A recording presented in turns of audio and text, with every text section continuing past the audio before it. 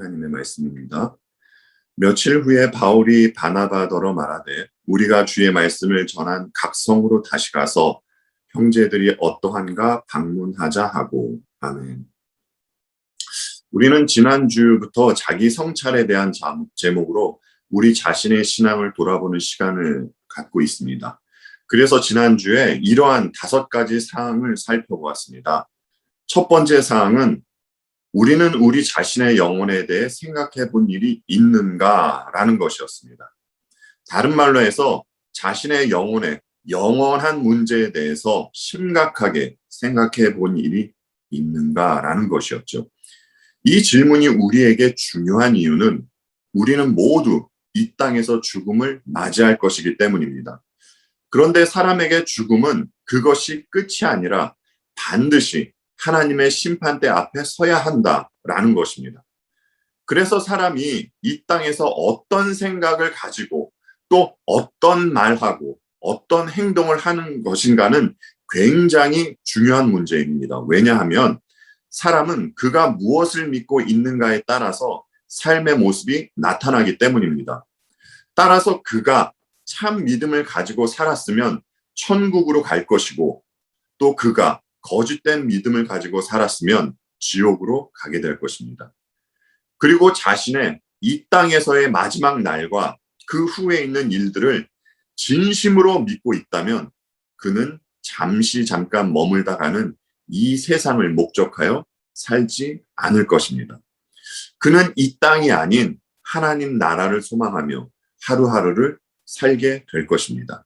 그렇기 때문에 우리가 우리의 마지막 날을 자주 묵상하는 것은 굉장히 중요한 일입니다.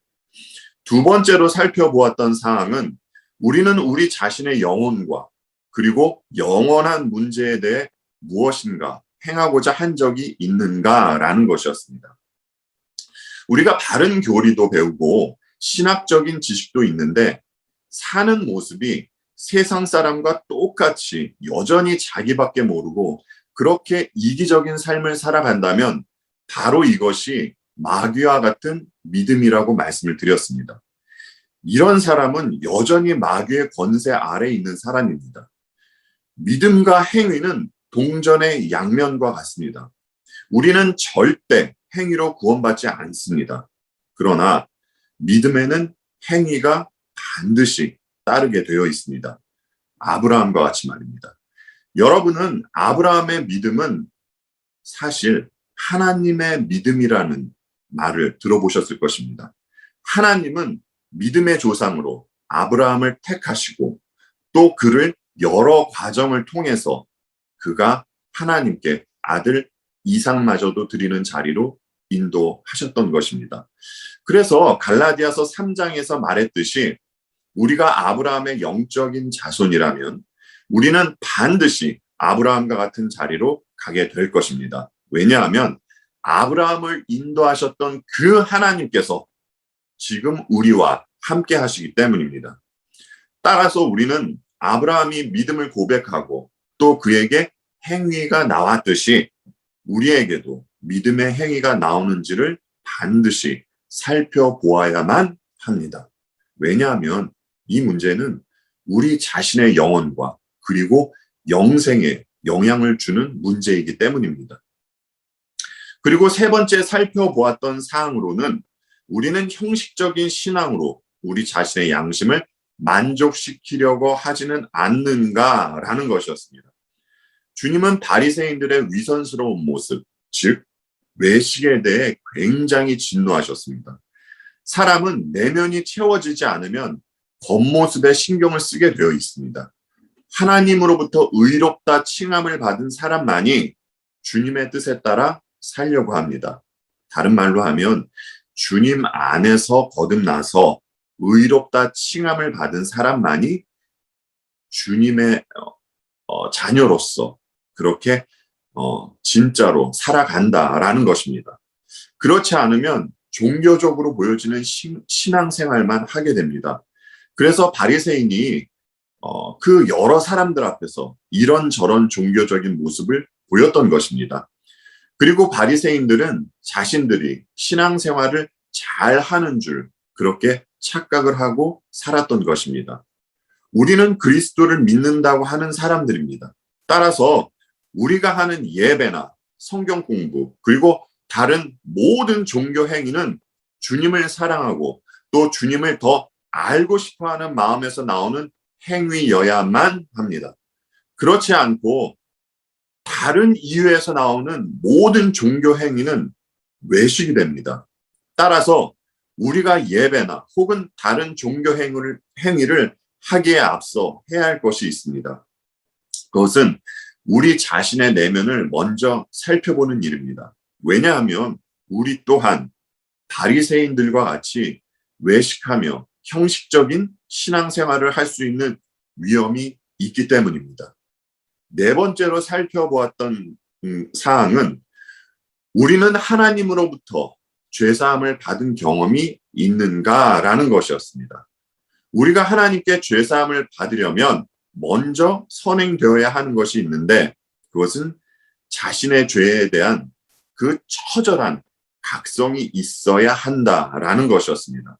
하나님은 성도 한 사람 한 사람 자신의 죄를 보게 하시고 난 후에, 그리고 자신의 처참한 실체를 깨닫게 하신 후에 예수 그리스도의 십자가로 구원하십니다. 그리고 성도는 그곳에서 쉼을 얻고 힘을 얻게 되는 것입니다. 누군가는 자신의 죄를 심각하게 고민했지만 그 상태로 그냥 머물러 있는 사람도 있습니다. 이러한 사람은 자신의 죄에 대해서 고민을 했지만 헛된 고민을 한 것입니다. 왜냐하면 그리스도의 십자가로 그는 가지 못했기 때문입니다. 주님의 십자가에서 죄사함을 받은 사람은 마음 깊숙한 곳으로부터 그 누구의 주님이 아닌 나의 주님이라는 고백을 할 수 있게 되는 것이며, 마음 깊숙한 곳으로부터 주님을 사랑하게 되는 것입니다. 그렇기 때문에 우리에게 죄사함을 받은 경험이 있는 것과 없는 것은 굉장한 차이점을 보이는 중요한 문제입니다. 그리고 마지막 5번째로 살펴보았던 사항은 우리는 하나님께로 회심했던 체험이 있는가였습니다. 사람들은 아닌 척하지만 죄를 너무나 사랑하고 죄를 범하기를 즐거워합니다. 왜냐하면 모든 사람은 다윗의 고백과 같이 어머니의 태에 있을 때부터 죄인이기 때문입니다. 죄인이 죄를 좋아하는 것은 당연한 것이겠죠. 그래서 사람은 거듭나야 하는데 사람이 거듭날 때는 회심의 사건을 경험하게 된다라는 것이었습니다. 그리고 회심의 사건을 경험할 때는 어떤 증상이 나타나는데 그 증상은 이런 것이었습니다. 첫째로 회심한 사람은 죄를 증오하는 마음을 갖게 됩니다. 그리고 둘째로 예수 그리스도에 대한 간절한 믿음과 사랑을 갖게 됩니다. 셋째로 거룩을 갈망하는 마음이 생겨납니다. 넷째로 그리스도 안에 있는 형제 자매를 사랑하고 이 세상 것들의 가치를 두지 않게 됩니다. 그리고 마지막 5째로 그들에게는 하나님의 말씀을 사모하는 마음이 있게 됩니다. 여러분에게 지금 말씀드린 이런 증상이 있다면 여러분은 주님 안에서 거듭나고 회심한 분일 것입니다. 그러나 지금 말씀드렸던 증상이 없다면 그는 교회 안에는 있을지 모르지만 거듭나지 못한 사람입니다. 그래서 이 문제를 놓고 심각하게 주님께 기도해야 할 것입니다. 우리의 종말은 언제인지 그 누구도 아무도 모르고 주님만 아십니다. 주님이 말씀해 주셨던 이 10처녀 비유에서 구원받지 못한 5처녀로 남기 싫으시다면 속히 이 문제를 놓고 주님 앞에 무릎 꿇는 것이 마땅할 것입니다. 지금 이 일보다 더 시급한 문제는 없기 때문입니다.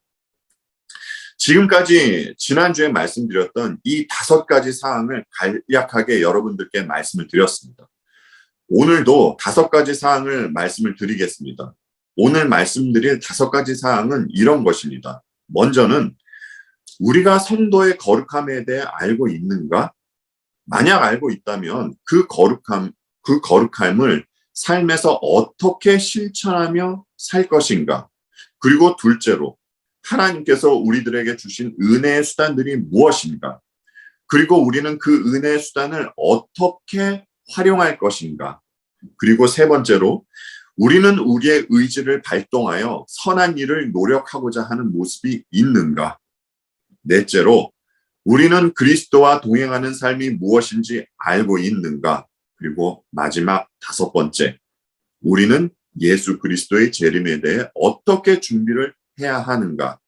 이렇게 오늘도 5가지 항목에 대해서 살펴볼 것입니다. 이 5가지의 항목을 들으시면서 우리 자신의 신앙을 되돌아보는 복된 시간을 가졌으면 합니다. 첫 번째로 우리가 성도의 거룩함에 대해 알고 있는지, 만약 알고 있다면 그 거룩함을 삶에서 어떻게 실천하며 살 것인가에 대해서 살펴보도록 하겠습니다. 하나님께서 하시는 모든 일에는 뜻이 있습니다. 하나님께서 그리스도의 십자가를 통하여 성도를 구원하셨다면 이 또한 하나님의 뜻이 있기 때문에 성도를 구원하신 것입니다. 그렇다면 성도를 구원하신 하나님의 뜻이 무엇이겠습니까? 사도 바울은 데살로니가 전서에서 하나님의 뜻은 이것이니 너희의 거룩함이라고 말합니다. 따라서 하나님의 뜻에 따라 구원을 받은 성도는 거룩한 삶을 살아야만 하며 그 방향으로 인도를 받습니다. 그렇다면 이 거룩이란 무엇이겠습니까? 여러분은 이 거룩의 의미가 구별하다라는 의미를 가지고 있다는 것을 알고 있을 것입니다. 주님은 아버지께 기도를 드리시면서 이런 말씀을 하셨습니다.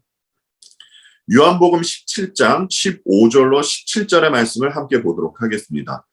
요한복음 17장 15절로 17절의 말씀. 내가 비옵는 것은 그들을 세상에서 데려가시기를 위함이 아니요 다만 악에 빠지지 않게 보전하시기를 위함이니이다. 내가 세상에 속하지 아니함 같이 그들도 세상에 속하지 아니하였사옵나이다. 그들을 진리로 거룩하게 하옵소서. 아버지의 말씀은 진리니이다. 아멘. 그러니까 성도는 세상으로부터 그리고 죄로부터 구별된 하나님의 백성이다라는 것입니다. 그렇다면 그들은 세상의 가치를 따라 사는 사람이 아니라 아버지의 말씀을 따라 사는 사람이라는 것입니다. 여러분, 주께서 말씀하시길 아버지의 말씀은 진리라고 하십니다. 그러면 아버지의 말씀은 무엇입니까? 아버지의 말씀은 말씀이 육신되어 오신 주님 예수 그리스도라는 말입니다. 따라서 그들을 진리로 거룩하게 하옵소서라는 말은 성도는 주님 안에서만 거룩하게 된다라는 것입니다. 그들이 주님 안에 있을 때 비로소 죄악과 구별된 존재가 된다라는 것이죠. 그래서 성도가 거룩한 삶을 산다라는 말은 주님의 뜻에 따라 세상을 목적으로 살던 삶에서 주님을 목적하며 산다라는 것을 말하는 것입니다. 여러분, 10계명 중에 10번째 계명이 무엇입니까? 내 이웃의 집을 탐내지 말라. 이 계명이 10계명의 10번째 계명입니다. 삶의 목적을 세상에다 두고 살면 여러분 다른 계명과 마찬가지로 이 10번째 계명은 절대 지킬 수 없는 법으로 다가옵니다. 그리고 여러분 생각해 보시기 바랍니다. 세상을 목적으로 살아가는데 어떻게 이웃의 것을 탐하지 않을 수 있겠습니까? 불가능입니다. 왜냐하면 사도 요한이 말씀하셨듯이 세상을 목적으로 살아가는 사람은 육신의 정욕, 안목의 정욕과 이생의 자랑으로 살아가는 사람들이기 때문입니다. 따라서 안목의 정욕을 채우기 위해서는 이웃의 것을 반드시 탐하게 되어 있습니다. 그런데 삶의 목적이 예수 그리스도면 이 10번째 계명은 자연스럽게 지켜지게 됩니다. 그리고 이 사람에게 10번째 계명은 사슬퍼런 율법이 아니게 됩니다. 왜냐하면 삶의 목적 자체가 바뀐 존재가 왜 이웃의 것을 탐하겠습니까? 여러분 그렇지 않습니까? 우리는 우리 자신을 진실되게 돌아볼 필요가 있습니다. 진짜 우리 자신의 삶의 목적이 바뀌었나? 내 삶의 목적이 세상의 성공이 아닌가? 혹은 세상에서 인기를 얻고 돈을 버는 것이 내 삶의 목적이 아닌가라는 것을 말입니다. 만약 우리 중에 누군가가 그리스도가 아닌 다른 것을 목적하며 살고 있다면 그는 신앙 공동체 안에는 있지만 우상 숭배를 하며 살아가고 있는 우상 숭배자입니다. 여러분, 우리가 구약의 이스라엘 백성을 보면서 그들을 뭐라고 하는데 우리는 그들을 보면서 그들에게 뭐라고 할 자격이 없는 그러한 존재들입니다. 그들은 자신들이 우상 숭배자라고 생각하지 않았습니다. 이스라엘 백성도 말입니다. 자신들은 온전한 하나님의 백성이라고 생각하며 살아갔던 사람들이 이스라엘 백성들입니다. 하지만 그들은 하나님과 우상을 함께 섬기는 우상 숭배를 했습니다.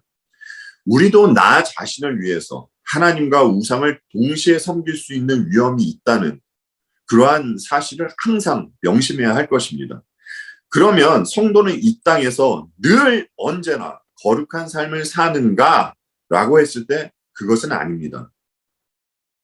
이 땅에서 완전 성화란 있을 수가 없습니다. 성도들도 넘어질 때가 있습니다. 그들의 완전한 거룩함은 이 땅을 떠날 때 그렇게 될 것입니다. 그래서 갈라디아서 5장에서 말씀드렸듯이 성도에게는 영적인 싸움이 끊이지 않는 것입니다. 외부에서 사탄과 타락한 천사들이 공격을 하고 내부에서는 죄의 오염이 성도들을 끊임없이 넘어뜨리려고 하기 때문에 성도에게는 끊임없는 영적 전쟁이 있습니다. 그래서 히브리서 기자는 말합니다. 죄와 싸우되 피 흘리기까지 싸워야 한다고 말입니다. 그러니 여러분, 피 흘리기까지 싸워야 하는 대상이 죄인데 죄가 얼마나 무서운 것이면 히브리서 기자가 이렇게까지 말씀하셨겠습니까? 따라서 우리는 절대로 죄를 경시해서는 안 됩니다. 그리고 성도가 거룩한 삶을 살 수 있는 것은 성령의 도우심이 있기 때문입니다. 성령을 거룩하신 영으로 부르기도 합니다. 이런 성령님께서 성도와 함께 하시기 때문에 그들은 거룩한 삶을 지향하며 살게 됩니다. 그래서 성도가 거룩한 삶을 살아갈 때 나타나는 특별한 증상이 있습니다. 그 증상은 성도가 과거에 그토록 자랑하던 자신의 의는 꺾이며 성령의 열매가 그들에게 맺히게 된다라는 것입니다. 따라서 거룩한 삶을 위해서 실천한다라는 것은 이제는 내 중심적으로 내 뜻을 위해서 살던 것에서 돌이켜서 성령의 도우심을 구하며 하나님의 말씀을 따라 산다라는 것입니다.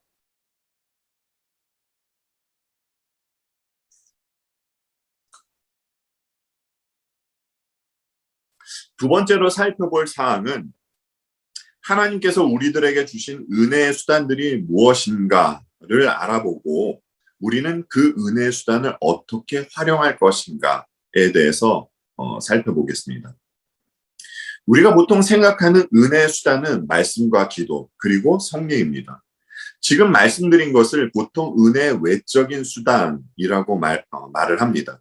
성도는 성경과 설교를 통해서 말씀을 듣고 또 들은 말씀을 묵상하며 말씀을 주신 하나님께 기도로 감사와 찬양을 올려드리는 것입니다. 그래서 말씀과 기도는 항상 순환적입니다. 사람이 회개하고 착한 일을 한다 해서 구원받는 것은 아닙니다.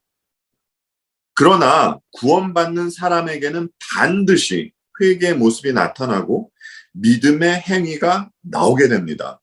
이와 같이 은혜의 수단을 사용한다고 해서 사람이 구원을 받는 것은 아닙니다. 그러나 구원받은 사람은 이 은혜의 수단을 사용하게 되어 있습니다. 왜냐하면 은혜의 수단은 하나님께서 하나님 자녀의 유익을 위해서 주신 것이기 때문입니다. 그러면 말씀은 성도에게 어떤 유익을 줍니까? 여러분은 말씀을 읽고 묵상하며 어떤 유익을 얻습니까? 혹시 성경에 삶의 지침들이 기록되어 있습니까? 그래서 여러분들은 그 지침을 따르며 어떤 세상적인 유익을 얻고 있습니까? 아닐 것입니다. 우리 중에는 그런 분이 아마 한 분도 안 계실 것입니다. 우리는 성경을 보면서 주님을 봐야 합니다. 성경에는 신약뿐만이 아니라 구약에도 그리스도가 기록되어 있습니다. 성경은 그리스도를 계시하고 있는 책입니다. 주님은 요한복음 5장 46절에서 말씀하시길 모세가 기록한 것은 예수님 자신에 대해서 기록한 것이라고 직접 말씀하십니다. 그리고 요한복음 5장 39절에서 이런 말씀을 하십니다. 너희가 성경에서 영생을 얻은 줄 생각하고 성경을 연구하거니와 이 성경이 곧 내게 대하여 증언하는 것이니라 라고 말입니다. 여기서 말씀하신 성경은 구약입니다. 주님이 직접 말씀해 주셨듯이 성경은 주님을 증언하고 있는 책입니다. 그러면 여러분, 성경에는 주님의 어떤 모습이 중심적으로 기록되어 있습니까? 주님의 백성을 구원하시기 위한 주님의 구원 사역의 모습이 성경에 기록되어 있습니다. 그리고 구원 사역의 정점은 주님의 갈보리 십자가에서 나타나게 됩니다. 따라서 우리는 성경을 보면서 삶의 지침을 보는 것이 아니라 대소요리 문답에서 말하듯이 구원에 필요한 모든 참된 지식을 성경을 통하여 보게 되는 것입니다. 왜냐하면 우리에게 필요한 구원의 참된 지식은 모두 주님 예수 그리스도께 있기 때문입니다. 이 구원에 필요한 지식이 성도가 말씀을 보면서 얻게 되는 유익입니다. 이보다 더 큰 유익은 없습니다. 그리고 성도는 자신들이 얻은 유익이 얼마나 대단한 것인가를 알기 때문에 하나님께 기도로 반응하는 것입니다.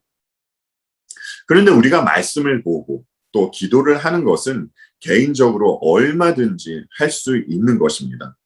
그런데 성찬과 세례는 개인이 원한다고 할 수 있는 것이 아닙니다. 반드시 교회 공동체를 통해서 이루어져야 하는 은혜의 수단입니다. 지금은 코로나 바이러스로 인해서 많은 교회에서 대면 예배를 하지 못하고 있는 상황입니다. 그래서 성찬이 시행되지 못하고 있습니다. 하지만 교회가 대면이 이루어지면 반드시 성찬은 시행되어야만 합니다. 왜냐하면 성찬은 보이는 하나님의 말씀이고 또 무엇보다 우리 주님께서 그것을 행하라고 명하신 것이기 때문입니다. 누가복음 22장 19절로 20절의 말씀을 함께 보도록 하겠습니다. 누가복음 22장 19절로 20절의 말씀입니다. 또 떡을 가져 감사기도 하시고 떼어 그들에게 주시며 이르시되 이것은 너희를 위하여 주는 내 몸이라 너희가 이를 향하여 나를 기념하라 하시고 저녁 먹은 후에 잔도 그와 같이 하여 이르시되 이 잔은 내 피로 세우는 새 언약이니 곧 너희를 위하여 붓는 것이라. 아멘. 주님은 떡과 잔을 제자들에게 주시면서 말씀하십니다. 이를 향하여 나를 기념하라. 그 말입니다. 이 말씀에는 주께서 당신의 백성을 위하여 이루신 그 구원 사역을 기억하라는 의미가 담겨 있는 말씀입니다. 그리고 성도는 이 성찬을 하며 우리 주님과 한 몸을 이루고 있다는 것을 확인하게 되는 것입니다. 은혜의 수단은 이와 같은 것인데 그런데 만약 여러분 말씀도 보지 않고 또 기도도 하지 않는다면 어떤 영적인 유익을 그가 누릴 수 있겠습니까? 그리고 성찬할 때 마음가짐도 그저 때가 되어서 때가 되었기 때문에 치르는 종교의식 정도로 생각하고 있다면 영적으로 굉장히 심각한 상태에 있는 것입니다. 그분은 구원받지 못한 사람이거나 지금 심각한 영적인 질병을 겪고 있는 사람일 것입니다. 그리고 이 은혜의 수단은 개인적으로 사용하는 것도 좋지만 성도의 교제를 통해서 함께 사용할 때 더 큰 유익을 얻게 됩니다. 주께서 부르시는 그날까지 이 열심히 은혜의 수단을 사용하는 저와 여러분이 되기를 바랍니다. 그리고 세 번째로 생각해 보고자 하는 사항은 우리는 그리스도인으로서 세상과 차별된 선한 행위를 하고자 하는 노력이 있는가? 라는 것에 대해서 한번 살펴보고자 합니다. 마가복음 10장에는 우리가 잘 알고 있는 주님과 부자 청년에 대한 이야기가 묘사되어 있습니다. 부자 청년은 예수님께 질문합니다. 선한 선생님이여, 내가 무엇을 하여야 영생을 얻으리까? 라고 말입니다. 그랬더니 주님은 이 청년의 질문을 들으시고 대답하십니다. 내가 어찌하여 나를 선하다 일컫느냐? 하나님 한 분 외에는 선한 이가 없느니라. 라고 말입니다. 여러분, 그러면 예수님은 선하지 않으셔서 이 부자 청년에게 이렇게 대답하신 것일까요? 예수님은 청년에게 말씀하시고자 하는 어떤 의도가 있으셨기 때문에 이렇게 말씀하셨던 것입니다. 주님이 청년에게 이렇게 말씀하신 이유는 하나님 외에 모든 인간은 선하지 않다는 것을 그에게 말씀해 주시기 위함이었습니다.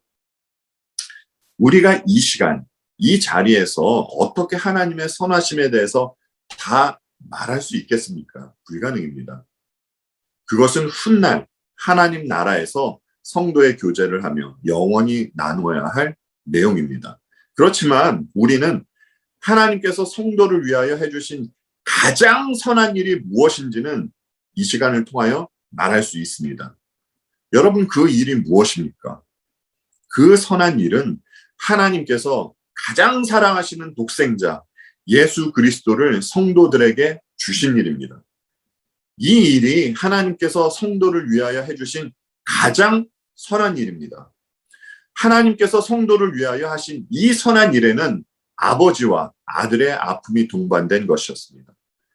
인간의 말로는 표현 못할 하나님의 희생으로 나오는 선한 일이었습니다. 다른 말로 하면 하나님께서 사람에게 베푸신 가장 큰 선은 예수 그리스도, 즉 복음이다라는 것입니다. 그러니까 온전히 선한 하나님께서 그 하나님께서 택하신 백성을 위하여 베푸신 선한 그 일의 정점은 그들에게 복음을 주셨다라는 것이죠. 이 복음은 영적으로 죽어있던 사람에게 생명을 주고 또한 영생을 누리게 하는 것입니다. 여러분, 이보다 더한 선한 일이 어디에 있겠습니까? 자, 그러면 여러분께서 지금 제가 드린 말씀에 동의를 하신다면 복음을 받은 성도에게 어떤 반응이 나와야 하겠습니까? 그것은 다름이 아니라 그들도 주위의 복음을 전하는 것이 그들에게 나와야 하는 마땅한 반응일 것입니다. 그들이 하는 말로 그리고 또 그들의 삶으로 복음을 전하는 일이 그들이 할 수 있는 가장 선한 일이다라는 것이죠. 그리스도인은 그리스도의 영을 모시고 있는 사람들입니다. 그래서 그들은 복음을 전하는 삶을 살게 됩니다. 그럼에도 성도가 복음을 전하는 일이 그리 쉽지는 않습니다. 여러분, 주님을 보십시오. 그리고 제자들과 이 역사 안에서 사라져간 수없이 많은 믿음의 선배들을 보십시오. 그들이 복음을 전할 때 그들을 반기던 사람은 소수였습니다. 사람은 복음을 좋아하지도 않고 그리고 복음을 받아들이려고 하지도 않습니다. 왜냐하면 갈라디아서를 할 때 말씀드렸듯이 십자가는 구원에 대한 인간의 모든 가능성을 전면으로 거부하기 때문입니다.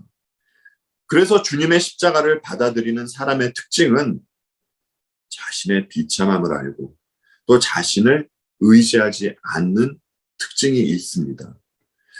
그리고 여러분, 세례 요한과 주님이 사람들에게 무슨 말을 했습니까? 사람들에게 회개하라라는 말씀을 했습니다. 이 말의 뜻은 너희는 죄인이다라는 것입니다. 당시 사람들이 이 말을 듣고 무슨 생각을 했겠습니까? 이 말을 들은 수많은 사람들이 기분이 좋았을까요? 그렇지 않았을 것입니다. 세례 요한과 주님을 향하여 별 땡땡땡이라고 말했을 것입니다. 그리고 세례 요한과 주님에게 수없이 많은 사람들에게 회개를 말씀하신 것은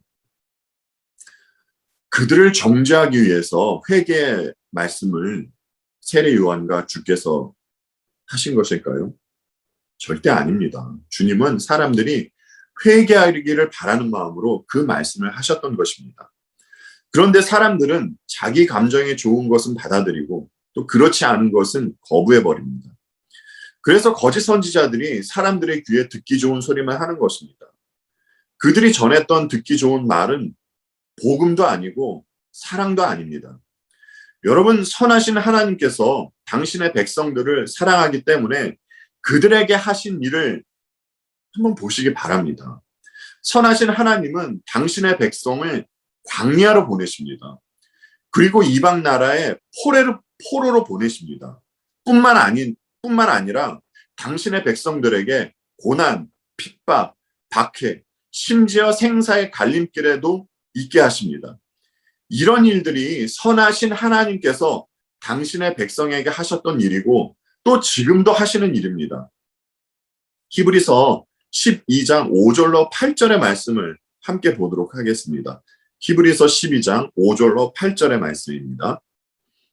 또 아들들에게 권하는 것 같이 너희에게 권면하신 말씀도 잊었도다. 일러스되 내 아들아 주의 징계하심을 경히 여기지 말며 그에게 꾸지람을 받을 때에 낙심하지 말라.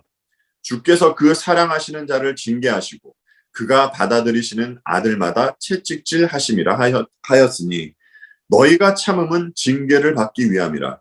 하나님이 아들과 같이 너희를 대우하시나니 어찌 아버지가 징계하지 않는 아들이 있으리요.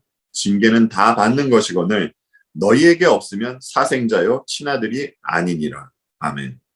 왜 선하신 하나님은 당신의 백성에게 이런 일들을 허락하시겠습니까? 그들을 사랑하시기 때문에 이러한 일들을 허락하시는 것입니다. 하나님의 징계가 있기 때문에 인간은 비로소 주님만을 의지하고 자신의 마음을 하나님 나라로 향하게 됩니다. 그리고 무엇보다 이러한 과정을 거치며 마침내 사람이 정금같이 되기 때문에 선하신 하나님께서 당신의 백성을 징계하시는 것입니다. 성도는 세상과 차별된 선한 행위를 해야 함에 있어서 많은 장애와 어려움이 있을 수 있습니다. 그럼에도 성도의 존재 자체가 복음을 전하는 삶을 살게 되기 때문에 복음을 전하게 됩니다. 여러분은 이런저런 어려움이 있더라도 세상과 구별된 선을 행하고 싶은 마음이 있습니까? 다른 말로 주위에 예수 그리스도를 전하고픈 마음이 있냐라는 것입니다. 이 마음이 있다면 여러분은 그리스도의 영과 함께 하는 그러한 선한 사람일 것입니다. 잠언 27장 5절로 6절에 이런 말씀이 있습니다. 면책은 숨은 사랑보다 나으니라. 친구의 아픈 책망은 충직으로 말미암는 것이나 원수의 잦은 입맞춤은 거짓에서 난 것이니라. 라고 말입니다. 세상은 자기에게 좋은 말만 해달라고 합니다. 그래서 마귀의 자녀들은 서로 속고 속이며 서로에게 좋은 말만 합니다. 그러면서 서로 사이좋게 손잡고 지옥으로 가게 되는 것입니다.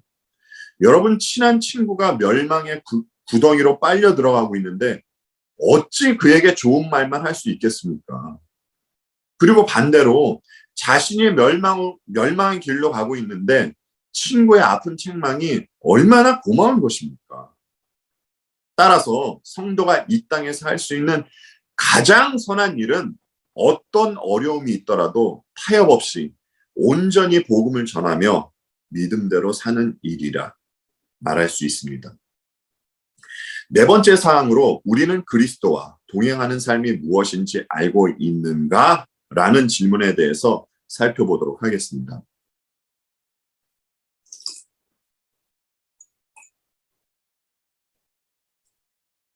너무나 당연한 말이지만 그리스도와 동행을 하려면, 다른 말로 주님과 교제를 하려면 먼저 그리스도와 만남이 있어야 할 것입니다. 그런데 성경이 말씀해 주시길 성도는 그리스도와 만났을 뿐만 아니라 그분과 언제나 동행하는 삶을 산다고 말씀해 주고 있습니다. 이에 대해서 주님께서 마태복음 28장 20절에서 직접 말씀해 주셨습니다.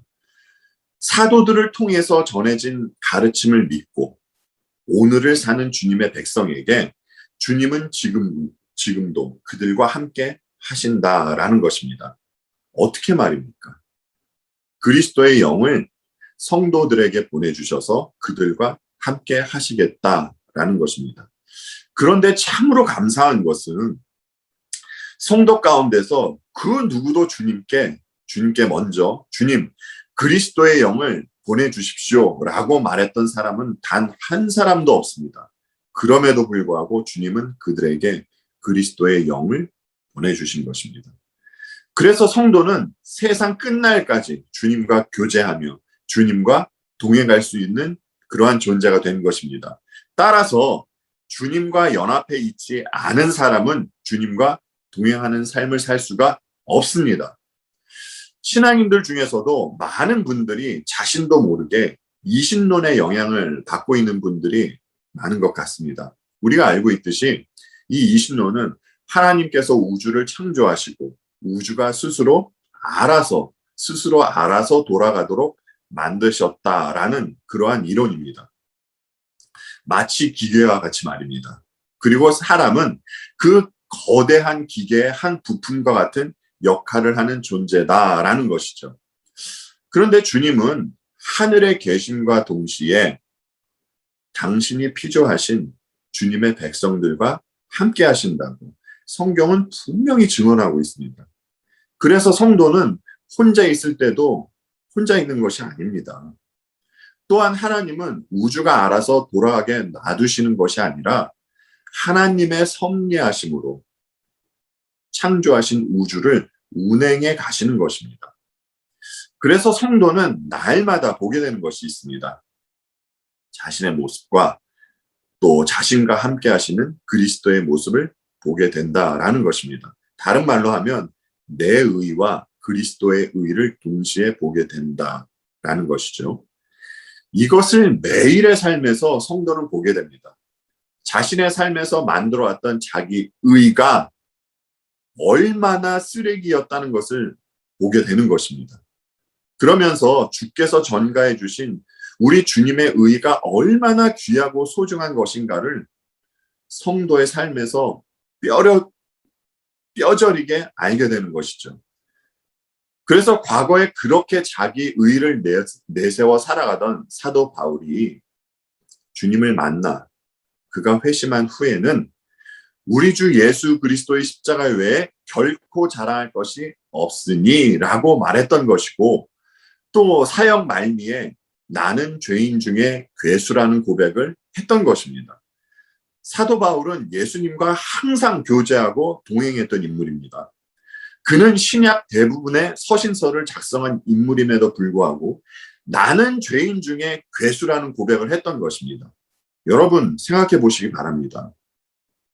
죄로 물들어 있는 죄인이 거룩하시고 흠도 없으신 주님과 함께 한다는 것을 말입니다. 거룩하시고 흠도 없으신 주님과 함께 하면 자신의 죄가 더 선명하게 보일 것입니다. 그러지 않겠습니까? 바울은 특별한 죄를 지어서 죄인 중에 괴수라는 고백을 한 것이 아니라 거룩하신 주님과 함께 있는 자신의 모습을 보고 하는 고백이었습니다. 사람은 주님을 모르고 있을 때는 자신이 어떤 일을 저지르며 살아가는지 잘 알지 못합니다. 주님을 만나야 비로소 자신이 어떤 일을 저지르며 살아왔는지를 알게 되는 것입니다.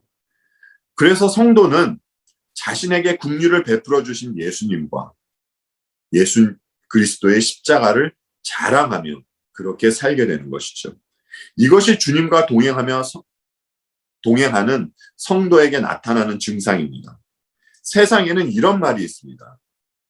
여러분들도 다들 들어보셨을 것입니다. 부부는 닮아간다라는 말입니다. 라는 말이 있지 않습니까? 글쎄 외모를 말하는 것인지 성품을 말하는 것인지는 모르겠습니다만 그만큼 함께한 시간이 많으면 서로에게 영향을 주고받는다라는 말이겠죠. 여러분 성도는 누구의 신부입니까? 그리스도의 신부입니다. 남편이신 그리스도는 신부를 위해서 죽고 부활하셨습니다. 그리고 남편은 언제나 신부와 함께 하시죠. 그래서 주님과 동행하며 살아가는 성도는 주님을 닮아갑니다. 외모가 아닌 성품을 말하는 것입니다.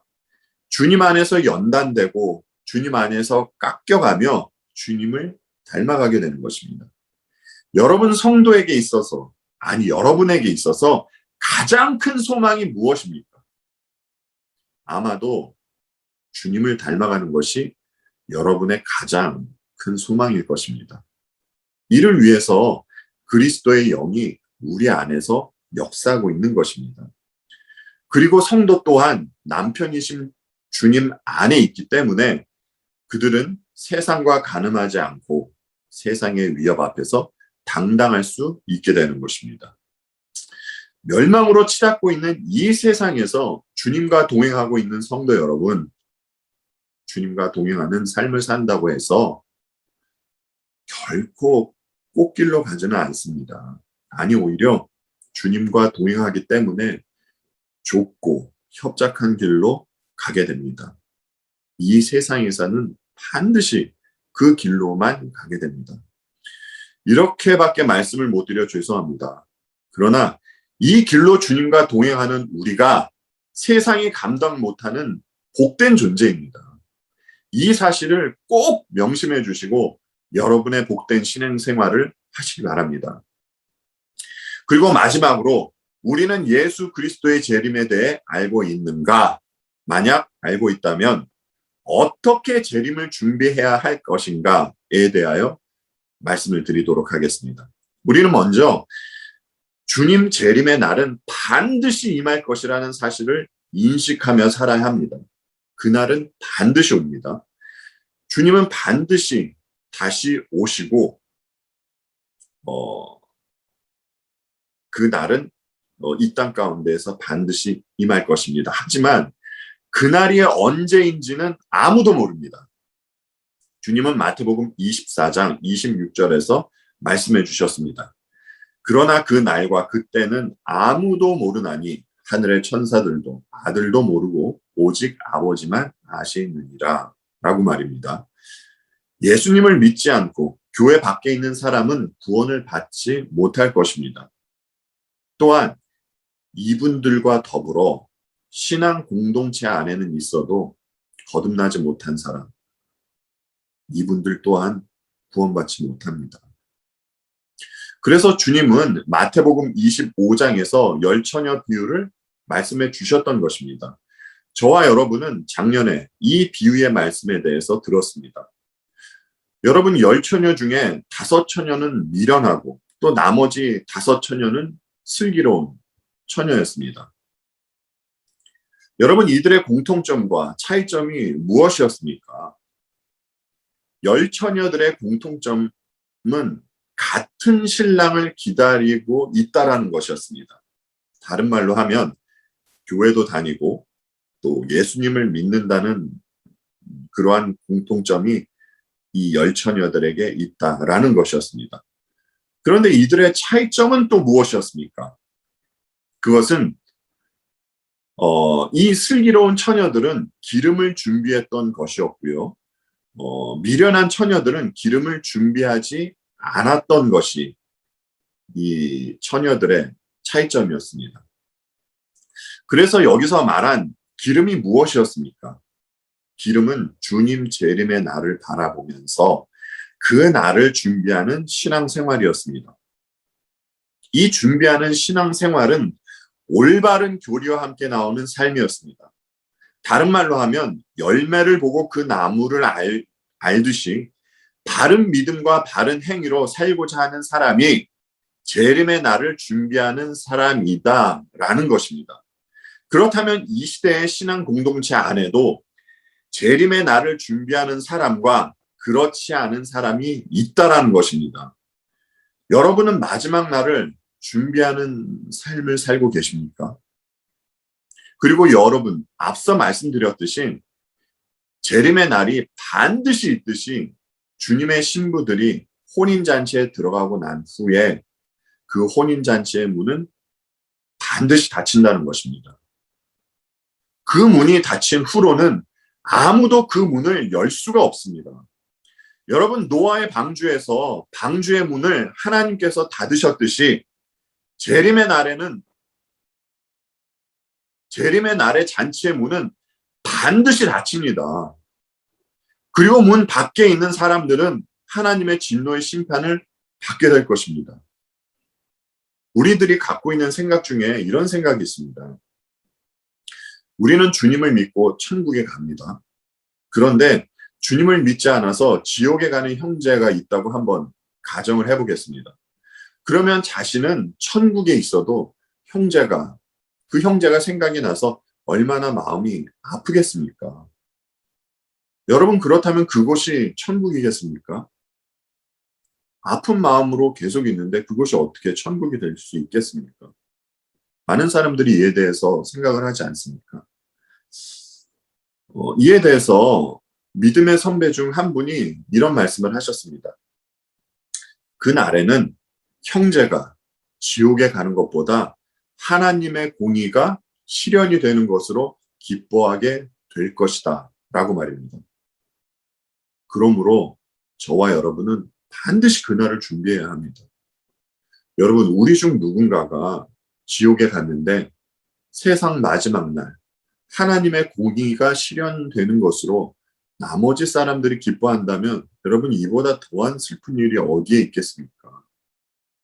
그래서 우리는 끊임없이 우리의 믿음과 행위를 살펴야 하는 것입니다. 잔치문은 한 번 닫히면 더 이상 열리지 않습니다, 여러분. 여러분, 오늘이 지금이 주님께 돌이킬 수 있는 기회입니다. 어둡고 아무런 소망 없는 곳에서 영원 속에서 탄식하며 후회하지 마시고 하나님께서 오늘 주신 이 기회를 절대 놓치지 마시기 바랍니다.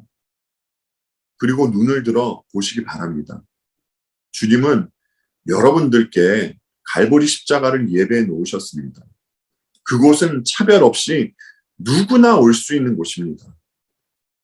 우리는 지난주와 오늘 두 주에 걸쳐서 자기 성찰이라는 제목으로 10가지 항목을 살펴보았습니다.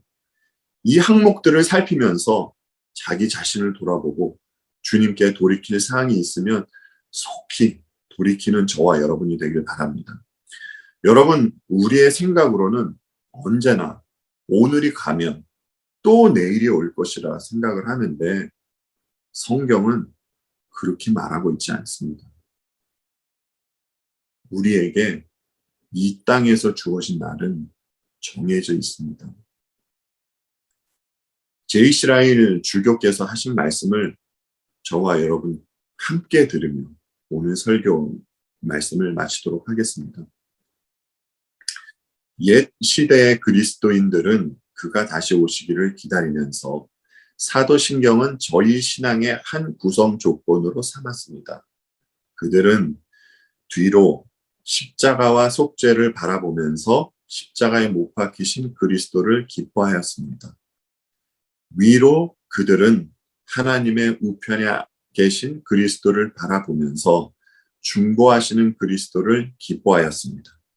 그리고 앞으로 그들은 저희 주인이 다시 오신다고 하신 약속을 바라보면서 저희가 그를 다시 만나게 되리라는 생각에 기뻐하였습니다. 우리도 마땅히 이같이 해야만 합니다. 저와 여러분도 마땅히 이같이 해야 할 것입니다. 기도하겠습니다. 거룩하신 주님, 지난주와 오늘 두 주에 걸쳐서 자기 성찰이라는 제목으로 우리 자신을 되돌아볼 수 있는 그러한 내용들을 살펴보았습니다. 주님, 이 내용들을 지난주와 오늘 살펴보는 것으로 그치는 것이 아니라 자주자주 이 내용들을 살펴보며 또 우리 자신을 돌아보고 행여 우리에게 주님의 자녀다운 모습이 사라지지는 않았나 살펴보고 또다시 교정받고 우리 주님 닮아가는 것을 기뻐하며 살아가는 저희 모두가 될 수 있도록 도와주시옵소서. 그리하여 세상은 흉내내지 못하는 아름다운 신앙생활을 하는 우리 모두가 될 수 있도록 주님 도와주시옵소서. 감사드리옵고 우리 주님 예수 그리스도 이름 받들어 기도하옵나이다.